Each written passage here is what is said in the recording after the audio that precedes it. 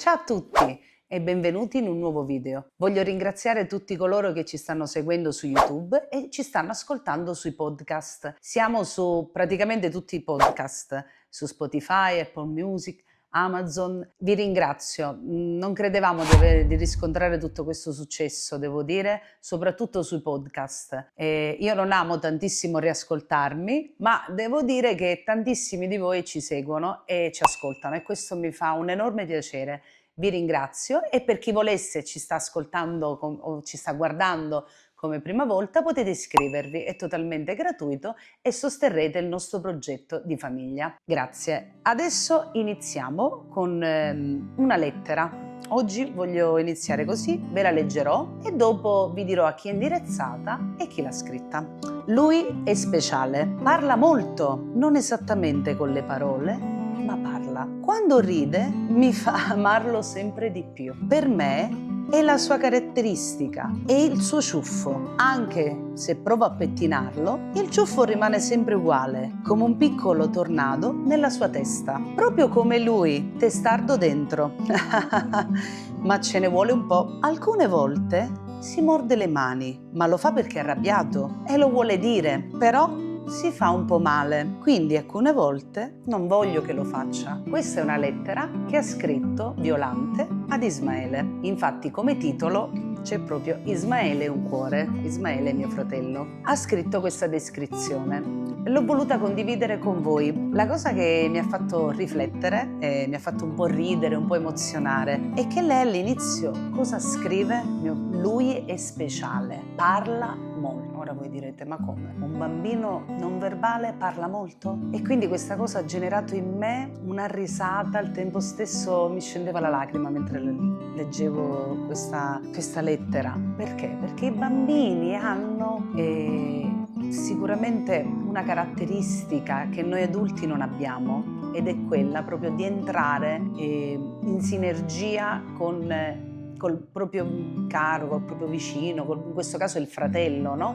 Ed andare oltre ciò che è l'esteriore. Lui non parla, al massimo mio figlio dice mamma, poche parole e no, il no chiarissimo, dice sempre no. Ma il fatto che la sorella inizia la frase con parla molto, questo dice tutto, perché se anche lui non comunica e quindi non comunica verbalmente, ma i suoi gesti, i suoi sorrisi, la sua espressività, il suo sguardo comunica tantissimo, ma non è solo Ismaele a comunicare, siamo noi a percepire ciò che lui ci vuole dire e quindi è un'espressione bellissima che ci tenevo tantissimo a condividere con voi, perché dobbiamo andare oltre il linguaggio verbale, oltre le parole. Noi adulti diciamo tantissime cose, ma quante cose sbagliate diciamo? Quante volte io penso che ho detto una serie di fesserie, di parole sbagliate, inadeguate, inutili, fuori dal contesto, o magari ho detto delle parole prese perché ero presa dalla rabbia,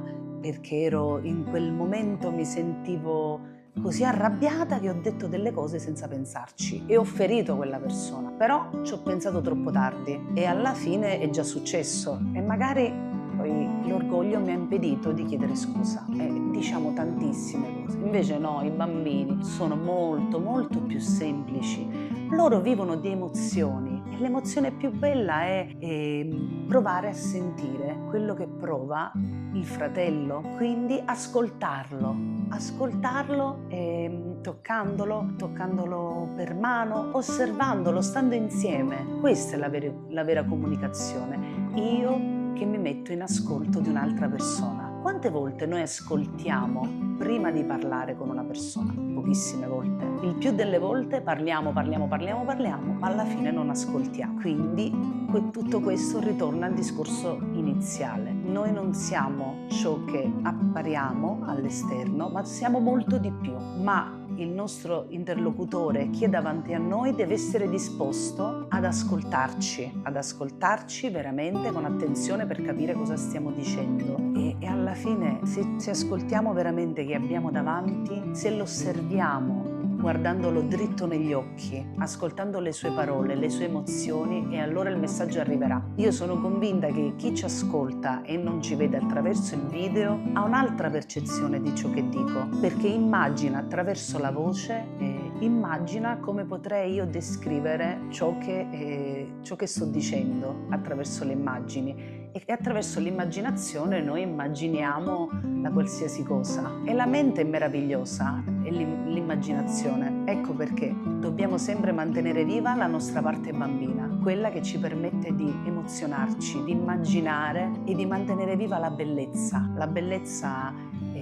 dell'immaginazione, e stupirci delle piccole cose. Perché anche chi non parla trasmette tantissime emozioni e parla tanto, la sua ricchezza non viene dalla parola, ma dalla gestualità e dall'accoglimento di chi ha compreso tutto il mondo che c'è dietro. Ma vi immaginate come sarebbe bello che magari ci fossero più persone con le quali noi parliamo, anzi con le quali prima che noi parliamo già hanno compreso cosa vogliamo dirgli, cosa vogliamo raccontare, il perché. Sarebbe meraviglioso. O soprattutto chi attraverso delle parole sbagliate ha compreso: ah sì, però ho capito cosa volevi dirmi, hai usato delle espressioni poco corrette, però ho compreso il tuo messaggio. Si eviterebbero un sacco di problemi, ma chissà, basterebbe veramente poco. Eppure noi adulti siamo fatti così, siamo veramente complessi. È per quello che io adoro i bambini, e quando guardo i miei figli o quando guardo gli altri bambini così spontanei che fanno domande in questo mondo che a volte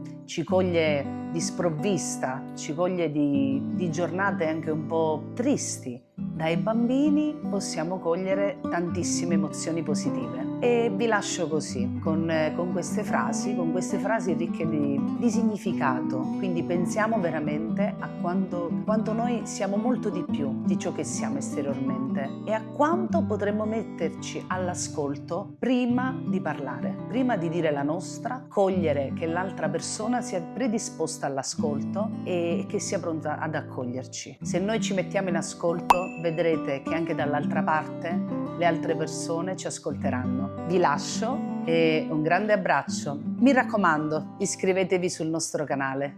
Ciao!